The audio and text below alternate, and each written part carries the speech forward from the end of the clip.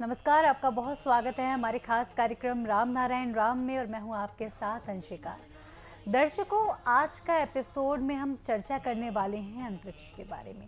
हमने प्रेसिडेंट को बहुत सुना है आकाश के बारे में बात करते हुए, आसमान के बारे में बात करते हुए, लेकिन आज अंतरिक्ष को समझेंगे कि अंतरिक्ष के बारे में बालक ब्रह्मचारी जी क्या कहते हैं, उनके नज़रिए से अंतरिक्ष क्या है। हमारे लिए तो ब्रह्मांड है, बहुत सारे तारे उसमें नज़र आते हैं, बहुत सारे हमें वहाँ पर तारे ही नज़र आते हैं, ग्रह नज़र आते हैं, लेकिन बालक ब्रह्मचारी की दृष्टि से देखें तो फिर अंतरिक्ष में क्या है। आज के इस कार्यक्रम में इसी पर चर्चा करने जा रहे हैं। हमारे साथ उपस्थित हैं संतान दल के प्रेसिडेंट शंकर सरकार जी और एक बहुत खास मेहमान संगीता मुखर्जी जी। बहुत बहुत स्वागत है आप दोनों का। राम नारायण राम। चलिए कार्यक्रम की शुरुआत करते हैं। प्रेसिडेंट, आप हमेशा ही आकाश के बारे में तो बात करते रहते हैं, आसमान के बारे में आप बात करते रहते हैं। आज हम अंतरिक्ष के बारे में आपसे बात करेंगे। तो अंतरिक्ष के बारे में अगर हम समझें बालक ब्रह्मचारी जी के दृष्टिकोण से, उनके नज़रिए से, तो अंतरिक्ष क्या है? आप और हम जो बैठा है दोनों थोड़ा 4 फीट का दूरत्व है, दूरी में हम लोग बैठे। इसका बीच का जो हिस्सा है ये भी अंतरिक्ष है, ये भी आसमान है। आसमान कहाँ नहीं है, धरती का नीचे ऊपर चारों तरफ है। आसमान का तरफ कोई देख के कभी चिंतन नहीं किया, मनन नहीं किया, मंथन नहीं किया, याद नहीं किया वो है क्या।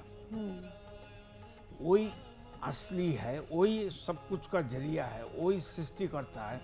उसका ही नाम है राम नारायण नाम। राम का मतलब है आसमान।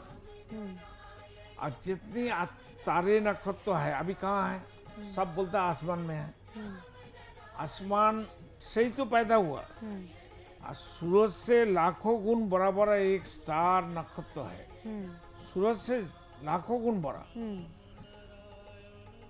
जब ये लोग भ्रूणों को तो पैदा हुआ, सृष्टि हुआ, तो इतना बड़ा तो पैदा नहीं हुआ। अणु जैसा पैदा हुआ, क्वांटम जैसा पैदा हुआ। क्वांटम अणु से भी क्वांटम और छोटा होता है, मालूम है ना आपको? बिल्कुल। फिर धीरे धीरे उसका विकार हुआ, वो विकास होता है। जैसा एक बीज से, एक पेड़ का एक दाना से, एक बीज से कितना बड़ा पेड़ बनता है जी। बड़ा असत्व बड़ वृक्ष को बोलते हैं ना उसको, वट का पेड़ जिसको हम वट का कहते हैं। पेड़। फल इतना छोटा होता है, उसका अंदर 20-50 ठो बीज होता है फल का। कितना छोटा है, सोच नहीं सकता है। तो अगर पेड़ को अमेरिका ले जाना जरूरी है पेड़ लगाने के लिए, तो इतना बड़ा पेड़ कैसे लेके जाएगा? बीज ही लेके जाना पड़ता उसका बीज लेके जाते हैं। है। और वो बीज जब पंछी, उसको क्या बोलते हैं हिंदी में असली में? पक्षी। हाँ। पक्षी को खाना पड़ता है। वो खा के जब पटी करता है तो उससे 2-4 बीज हजम नहीं आता पक्षी को, तब वो बीज से पेड़ बनता है। वो है सिद्ध बीज। अच्छा, सिद्ध बीज। सिद्ध बीज वही है मतलब जो पेड़ पैदा करने की शक्ति रखता है। उसका पक्षी का शरीर से उसको ऊर्जा पैदा होता है। तो उसी ऊर्जा से बट का जो बीज होता है उसका उत्थान होता है ऊर्जा मिलने के बाद। तो सारे नक्षत्र ग्रह आसमान से इतना छोटा था जो साइंटिफिक अनुवीक्षण जंतु से भी देख नहीं सकता है, इतना छोटा।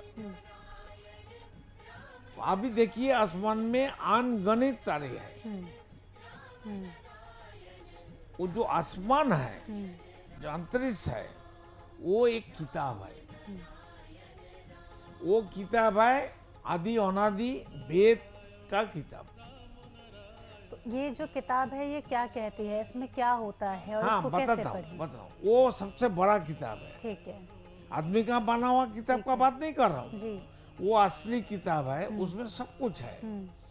उसमें कितना पन्ना है, पेज को क्या कितने पन्ने हैं? पन्ने हैं अनगिनत। पन्ने कौन है, कहाँ है, क्या है? वो है तारे नक्षत्र सब। वो आसमान का जो किताब होता है, किताब का अंदर पन्ना पन्ना ही तो बोलते हैं। पन्ने बोलते हैं। पन्ने है ग्रह नक्षत्र, और हर ग्रह नक्षत्र का अंदर पंचभूत है।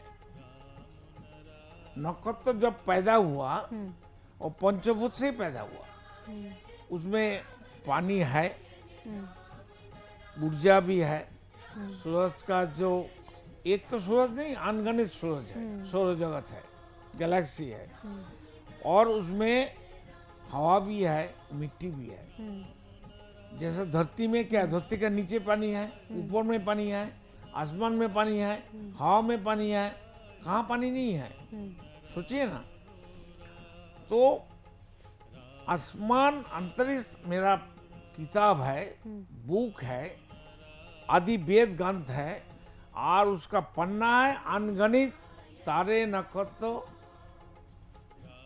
और उसका अंदर जो कुछ है पंचभूत, उसका जो सिस्टम, उसका जो कर्म, उसका जो परिवर्तन, सृष्टि और लय, वही हमारा जो ज्ञान मिलता है, वही धरती का सब कुछ है। तो जैसा कि आपने कहा प्रेसिडेंट कि जो अंतरिक्ष में है अनगिनत ग्रह नक्षत्र हैं, तारे हैं, ठीक है। तो जो आप कहते हैं कि जो मैनमेड चीज़ें हैं हमें वो नहीं पढ़नी चाहिए, वो किसी काम की पढ़ना नहीं चाहिए, लेकिन असली में तो वहाँ से ही सब कुछ आता है। हमारा लेकिन- चिंतन, असली शिक्षा वही है। हमारा चिंतन कहाँ से आता है, ये तो सोचो। हमारा शरीर में है क्या, आप खुद बताइए, मांस है। लेकिन मेरा सवाल आपसे ये है कि जो ग्रह नक्षत्र हैं उनकी खोज भी तो इंसान ने ही की है, इंसान ने ही बताया कि ये ग्रह नक्षत्र हैं। हमें कहाँ पता था, पहले कहाँ पता था जब तक खोज नहीं हुई थी। इंसान अस्तित्व तो क्या है, जो भी है इंसान का अस्तित्व, लेकिन पता पहले तो उसने पहले वो बताया। कैसे उसको पता चलता है, आंखों से। आंख हमारा ब्रेन को बोलता है, देखो वहाँ बहुत कुछ दिखाई देता है। आंख ब्रेन को बताता है कि तुम उसके बारे में सोचो। विवेक उसका चिंतन करते हैं, विवेक ही है आसमान, विवेक आदि अनादि वेद है। तो विवेक से ही हमको सब कुछ सीख लेना चाहिए, वही हमारा किताब है। आसमान मेरा वेद ग्रंथ है, वेद का किताब है, बुक है, और सारे पन्ने जो हिंदी में बोलते हैं, वो हमारा एक एक पन्ना है, एक एक ग्रह। ठीक है। तो इन ग्रहों को हम ग्रह का अलग अलग फंक्शन है, हाँ उसका आकार भी अलग अलग है, हाँ। उसका भाषा, उसका बॉडी लैंग्वेज, हर ग्रह नक्षत्रों का बॉडी लैंग्वेज अलग अलग है। हाँ बिल्कुल, वो हम एस्ट्रोलॉजी में सुनते हैं कि हर जो ग्रह होता है उसका नेचर अलग है, और शेप, साइज, कलर सब कुछ अलग सब है। कुछ अलग है, कलर भी अलग है। कलर भी अलग है। मैं आपसे ये जानना चाहती हूँ, जैसे कि आपने बोला कि किताब एक तरह से है, हमें इनको पढ़ना चाहिए, तो हमें इन ग्रह नक्षत्रों से क्या सीख मिलेगी अगर हम मैनमेड चीज़ों को ना देखें तो? मैनमेड चीज देखने का बाद हमारा क्या सोसाइटी का बेनिफिट हुआ, आप बताइए मेरे को। आप खुद आपको क्वेश्चन करता हूँ, मैनमेड एजुकेशन धरती का क्या कल्याण किया, आप खुद बताइए ना, आप तो पढ़े लिखे हैं। चांद तक पहुंचे हैं शायद उसी चांद की में वजह पहुंच से, गया। एजुकेशन की वजह से। वो तो चांद में कैसे पहुंचा, कैसे वो सृष्टि कैसे हुआ, कैसे साइंटिस्ट लोग, इंजीनियर लोग जो पहुंच गया, रॉ मटेरियल कहाँ से मिला। उसको अब देखिए सर, रॉ मटेरियल का तो ये है कि रॉ मटेरियल तो यहाँ पर भी हर चीज रख दें, रॉ लेकिन अगर मटेरियल तो मुझे नेचर बनाना का नहीं आएगा है, तो मैं आप नहीं नेचर बना को पाऊंगी सोचिए ना। हाँ सभी रॉ मटेरियल साइंटिस्ट का रिसर्च करने का, कोई चीज बनाने का रॉ मटेरियल तो नेचर है, हाँ धरती है, ठीक है। आप मुझे पेड़ ये पौधे बताइए- हैं, जी पानी है, सूरज का ऊर्जा है, वो जो रॉकेट ऊपर जाता है उसका रॉ मटेरियल तो धरती से लेता है। तब तो कोई साइंटिस्ट रॉ मटेरियल पैदा नहीं किया, सृष्टि नहीं किया, असेंबली हर किया। चीज का जो है मूल है प्रकृति। अगर हमने, आपने जैसे कहा कि हमने रॉकेट बनाया, हम रॉकेट से चांद पे पहुंचे, लेकिन जो मूल है वो तो प्रकृति है। प्रकृति का साधन को इस्तेमाल करके, उनका प्रयोग करके ही सारी चीजें आगे बढ़ती हैं। बिल्कुल, मैं आपकी बात से सहमत हूँ, लेकिन जो मैं आपसे सवाल पूछ रही हूँ वो हमारे दर्शकों के ही सवाल होते हैं। हाँ बोलिए ना। उनको कंफ्यूजन है, तो मैं ये चाहती हूँ कि वो कन्फ्यूज़न हमारी क्लियर हो, हमारे दर्शकों की क्लियर हो, क्योंकि जब हम किसी चीज़ पर बात कर रहे होते हैं, कन्फ्यूज़ होते हैं ना, तो उस पर हम ट्रस्ट नहीं कर पाते हैं। तो मैं वो चाहती हूँ कि वो ट्रस्ट जो है वो बिल्ट होने लगा है, क्योंकि जब हम किसी पे ट्रस्ट कर रहे हैं, अगर मैं आप पे ट्रस्ट कर रही हूँ, मैं तभी आपसे कोई चीज़ पूछूंगी, कोई सवाल बिल्कुल। पूछूंगी। अगर मैं आपसे ट्रस्ट नहीं कर रही हूँ तो मुझे लगेगा कि आप जो भी बात कर रहे हैं वो कोई मुझे आपत्ति उससे नहीं आपको होगी। छू के भी नहीं जाती, तो इसलिए आपत्ति भी नहीं है। हाँ जी, तो इस वजह से मैं आपसे ये जानना चाह रही हूँ, क्योंकि रॉ मटेरियल तो देखिए, अगर हम खाना बनाने वाली एक गृहिणी की बात कर लें और किसी ना जिसको जानकारी नहीं हो, अगर उसके लिए रॉ मटेरियल रख दें तो जिनको खाना बनाना आता होगा वो बना लेगा, जिनको नहीं आता होगा वो उस रॉ मटेरियल का भी यूज़ नहीं कर पाएगा।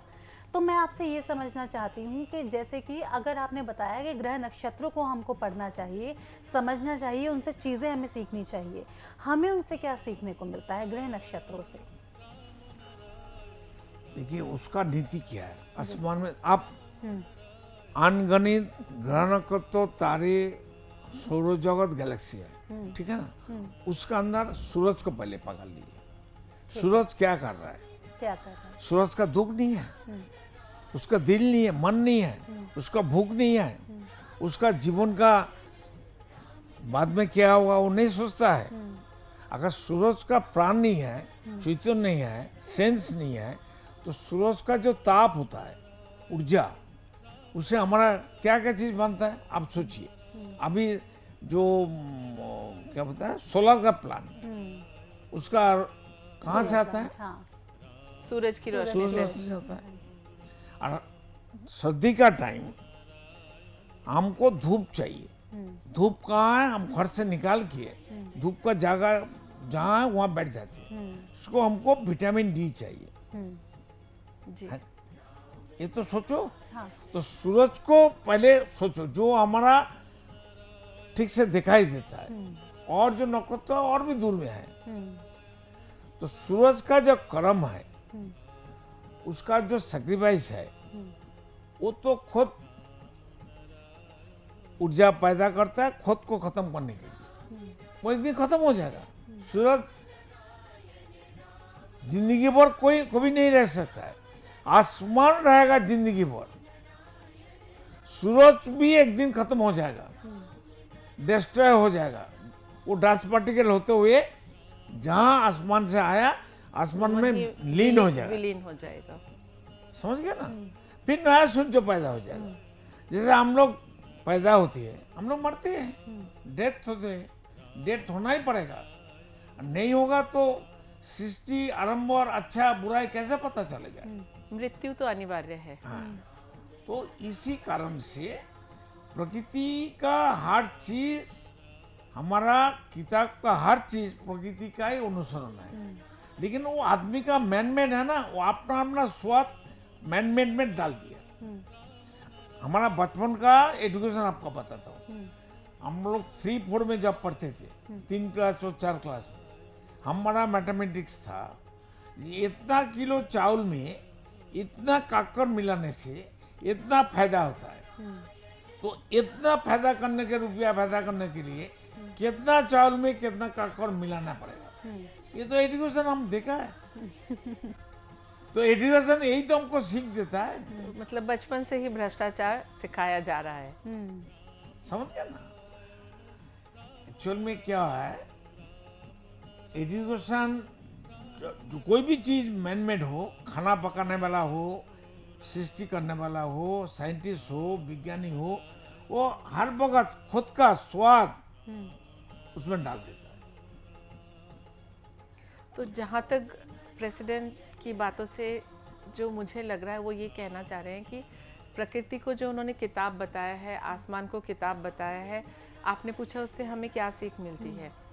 उससे हमें सीखने को ये मिलता है, प्रकृति का एक नियम है जो कि हम प्रेडिक्ट कर सकते हैं। मतलब कि एक सिस्टम से चलती है प्रकृति चीजें। का जो धारा है, उसका उसको- जो सैक्रिफाइस है, उसका एक नियम से वो चलती है, जो कि हम बिल्कुल अनडिसिप्लिन नहीं है।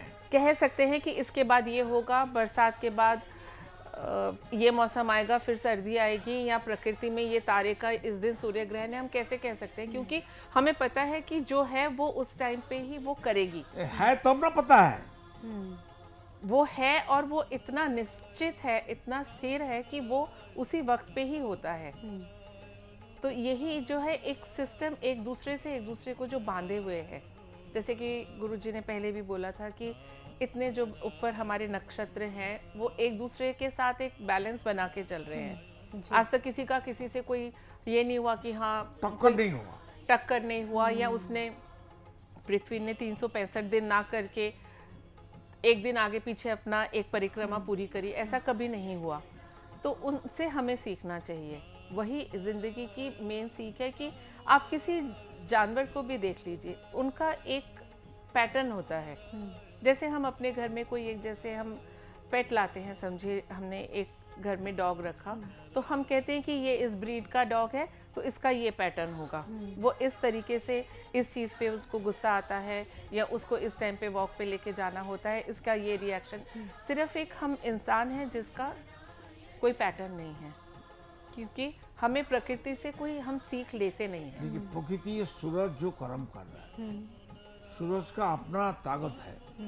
बिल्कुल। वो कहते हैं मैं ताकत वाला हूँ, मैं मालिक हूँ, मैं भगवान हूँ, मैं सब कुछ हूँ, तुमको देगा उसको नहीं देगा, उसका ये धर्म के ऊपर एलर्जी है, वो धर्म के ऊपर एलर्जी है, ऐसा हुआ है क्या? तो धरती में क्यों इंसान का है? इंसान कहाँ से मालिक बन गया? हिंदू धर्म मुस्लिम को नफरत करते हैं, नफरत वाला हिंदू को नफरत करते हैं, और क्रिश्चियन वाला धरती में ज़्यादा है। सभी अमेरिका, यूरोप और रशिया में जितना क्रिश्चियन धर्म का मानने वाला है, ये लोग ही तो राज कर रहा है। ये लोग धरती का सभी इंसान को कितोदास बना के रख दिया। जी। तो इसलिए पहले सूरज का धर्म कर्म, उनका सेक्रीफाइस, उनका जो कर्म का जो दृष्टांत देखने हमको मिलता है, वही हमारा असली किताब है। वो किताब को पढ़ना चाहिए, समझना चाहिए, वो दिल में बसाना चाहिए, उसको लेके रिसर्च करना चाहिए, साइंटिस्ट को, वैज्ञानिक को, इंजीनियर को, सबको। और वो करना ही पड़ता है उसको। बिना सूरज से कोई सृष्टि नहीं हो सकता है। बिल्कुल प्रेसिडेंट, आपकी ये जो बात है मैं बिल्कुल से सहमत हूँ और इस चर्चा को हम आगे कंटिन्यू रखेंगे। फिलहाल इस एपिसोड में हमारे पास सीमित समय है और वो समय अवधि समाप्त हो चुकी है। आप दोनों को बहुत धन्यवाद देना चाहूँगी अपना कीमती समय देने के लिए। राम नारायण राम। दर्शकों, इसी के साथ आज के इस एपिसोड में इतना ही। आज के इस एपिसोड में हमने बात की है सूर्य के बारे में।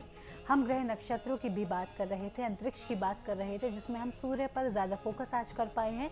लेकिन आपको परेशान नहीं होना है, बाकी के ग्रहों पर, नक्षत्रों पर भी बात करेंगे, लेकिन अगले एपिसोड में। तब तक के लिए आपको बने रहना है हमारे साथ। मुझे दीजिए इजाज़त। नमस्कार।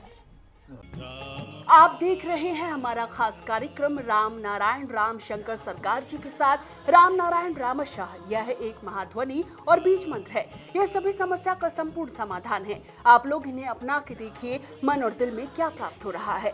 इस कार्यक्रम का विशेष उद्देश्य इसका प्रचार और प्रसार के साथ ही प्रत्येक मनुष्य की मुक्ति का मार्गदर्शन है, और यह आपके दिल की बात है। इस मार्ग पर पुण्य और मुक्ति निश्चित है। इस कार्यक्रम के माध्यम से संतान दल द्वारा चलाए जा रहे श्रेष्ठ सेवाओं से जुड़कर सबके कल्याण के लिए इस नेक कार्य का हिस्सा बन सकते हैं, और वृद्धाश्रम, गौशाला, गरीब और वंचित बच्चों की शिक्षा का भी सहयोग और समर्थन कर सकते हैं। संतान दल सबका एक ही परिवार है। अकाउंट नेम संतान दल, account number 266505000657, IFSC code ICIC 000265। पूरी तरह जानने के लिए आप संस्था के फोन नंबर पर संपर्क कर सकते हैं। Phone number 6291342066, 9836073503। Email ID santandal1960@gmail.com।